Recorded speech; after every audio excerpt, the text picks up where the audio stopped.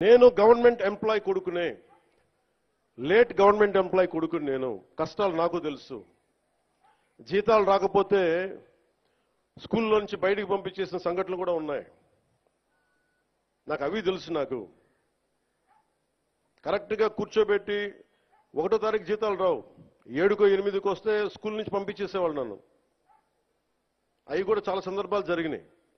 నా కష్టాలు తెలియదని చెప్పకండి ఎవరు, నా కష్టాలు తెలుసు. అందుకే నిన్న ఎందుకు తగ్గి మాట్లాడతానంటే కష్టాలు తెలిసిన వాడిని కాబట్టి. నాకు అధికారం అలంకారం కాదు, అధికారం బాధ్యత నాకు. కానీ నాకు పిఠాపురం బాగుండాలి. నేను చాలా చాలా స్పష్టంగా ఉన్నాను.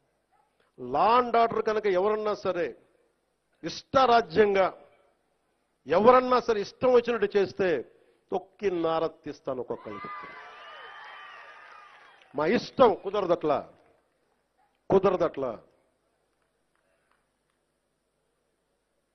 ఇది చాలా చాలా జాగ్రత్తగా ఉండాలి. ఇది నేను తెగించి వచ్చాను రాజకీయాల్లో, గుర్తుపెట్టుకోండి. గుండాలకి చంపేస్తానంటారు నన్ను. మొన్న అడవుల్లోకి వెళ్ళాలంటే నక్సలైట్లు మందు పాత్రలు పెడతారంటే పెడితే పెట్టండి, పేలిపోతాను. కానీ నేను ఆపను నడక. అంత తెగించున్నాను, గుర్తుపెట్టుకోండి. ఎందుకంటే నేను అభివృద్ధి కావాలి. పోలీస్ వ్యవస్థ ఏం చెప్తారు, సార్ అక్కడ వెళ్తే మీరు మందు పాత్రలు ఉంటాయి, ఇబ్బంది పెడతారు, భయపెడతారు.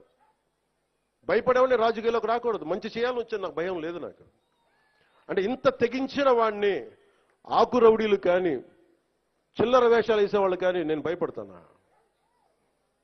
అందుకని చాలా జాగ్రత్తగా ఆలోచించి అందరూ దయచేసి మసలండి. ఎందుకంటే నేను తెగించానంటే మటుకు ఇంకెవరు తెగించరు, అంత పిచ్చగా తెగిస్తాను నేను. ఎందుకంటే నేను నిన్న ఎందుకు క్షమాపణ చెప్పాలి? ఎందుకు క్షమాపణ చెప్పాలి? నేను బాధ్యత అడిగాను, మీ ఓట్లు అడిగాను. నేను తిరుమల డైరెక్ట్గా నాకు సంబంధం లేకపోవచ్చు, కానీ నేను దాంట్లో భాగస్వామ్యం. ప్రభుత్వంలో మీరు నారా చంద్రబాబు గారు గెలవకపోయినా, నేను గెలవకపోయినా, 164 మంది ఎమ్మెల్యేలు గెలవకపోయినా టీటీడీ బోర్డు ఎక్కడి నుంచి వస్తుంది? చైర్మన్ ఎలా నియమితం అవుతాడు? ఆయన ఈఓ ఎలా నియమితం అవుతారు? ఈఓ ఎలా నియమితులు అవుతారు? మేము గెలిస్తేనే మీరు, అది ఎక్కడి నుంచి వచ్చింది మాకు గెలుపు? మీరిస్తే. అందుకు మీకు నేను క్షమాపణలు చెప్పాను.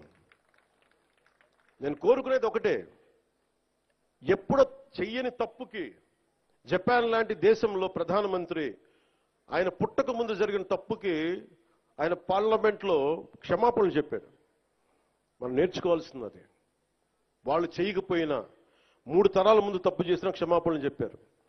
నేను ఈ రోజున అడుగుతుంది, టీటీడీ బోర్డు పాలక మండలి చైర్మన్ గారు కానీ, సభ్యులు కానీ, ఈఓ కానీ, ఏఈఓ కానీ, మీరు ప్రెస్ మీట్ పెట్టి క్షమాపణలు చెప్పండి. నేను క్షమాపణలు చెప్పినప్పుడు మీకు క్షమాపణలు చెప్పడానికి నామోషి ఏంటి?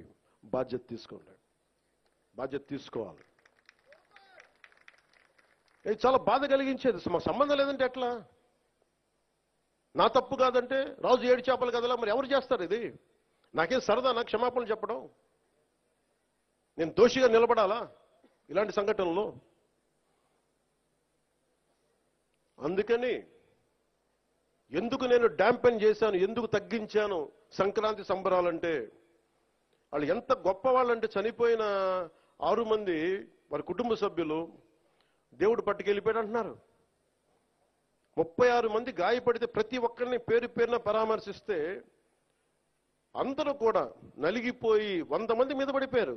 ఎంత ఉంటుంది ఒక ఆడపడుచు మీద పడిపోతే, పెద్ద ఆవిడ మీద పడిపోతే? తమిళనాడు నుంచి వచ్చారు. ఎలా ఉందమ్మా మీకంటే, కడవలు పాత్రికాంగయ్యా, కడవలు వెళ్ళి దేవుడు బయటికి తీసుకొచ్చాడు మమ్మల్ని అంటా ఉన్నా. ఎంత పెద్ద మనసుతోటి 33 మందికి ఇంజరీస్ అయ్యాయి.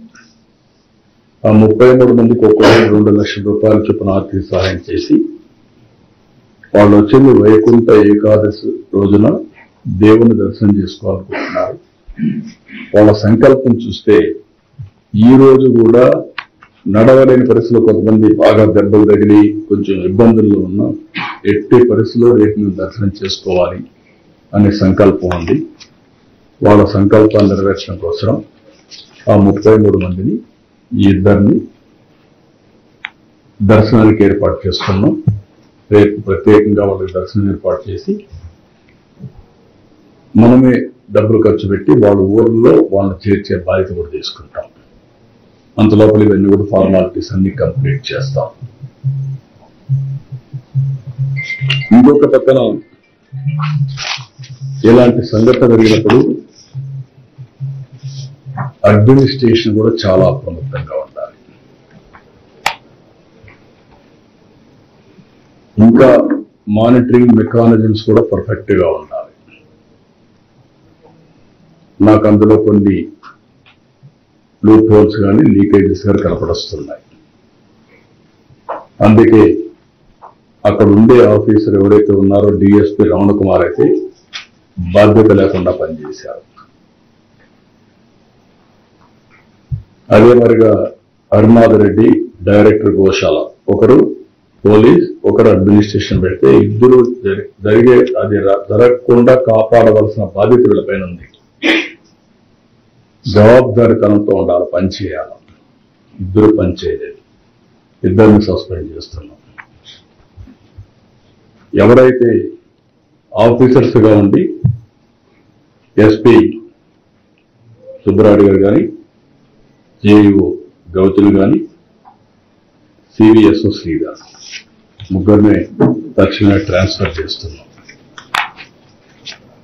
మనమంతా బాధ్యతతో ప్రవర్తించవలసిన వ్యక్తులు. మన వల్ల ఇలాంటివి జరిగినప్పుడు వీళ్ళు కూడా బాధ్యత తీసుకోవాల్సిన అవసరం ఉంది. అది కూడా వాళ్ళకి ఇది చేస్తాం. ఇది అయిన తర్వాత ఒక జ్యుడిషియల్ ఎంక్వైరీ కూడా వేస్తున్నాం. వాస్తవాలన్నీ అధ్యయనం చేసి నాకు గవర్నమెంట్కి రిపోర్ట్ ఇస్తారు. ఇలాంటివి ఎక్కడా జరగడానికి వీలు లేదు. గవర్నమెంట్ చాలా స్పష్టంగా ఉన్నాం. జరిగిన దానికి చాలా బాధపడుతున్నాం.